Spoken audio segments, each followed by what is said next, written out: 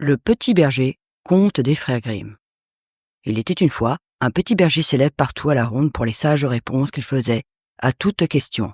Le roi lui-même en avait entendu parler, mais comme il ne voulait pas y croire, il ordonna que le petit garçon vînt devant lui. « Si tu es capable de répondre convenablement aux 3 questions que je vais te poser, dit le roi quand le petit fut devant lui, je te regarderai comme mon propre fils et tu resteras ici avec moi dans mon château. » « Quelles sont les 3 questions ?» demanda le petit berger. « Voici la première. Combien y a-t-il de gouttes d'eau dans l'océan ?»« Sire, le roi, faites barrer tous les fleuves de la terre, de telle sorte qu'ils ne laissent plus passer la moindre gouttelette dans l'océan, tant que je n'aurai pas fini de compter, et je vous dirai combien il y a de gouttes d'eau dans l'océan. Et voici ma deuxième question.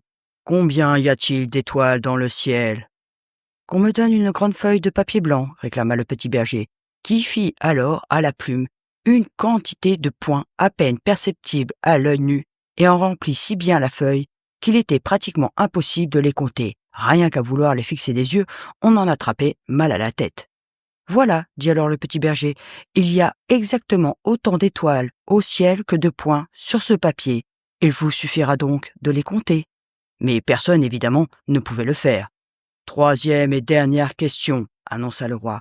Combien y a-t-il de secondes dans l'éternité ? » « En Basse-Poméranie se trouve le mont Diamant, répondit le petit berger. Il y a 1 lieue de hauteur, 1 lieue de largeur et 1 lieue d'épaisseur. Tous les 100 ans vient un petit oiseau y aiguiser son bec.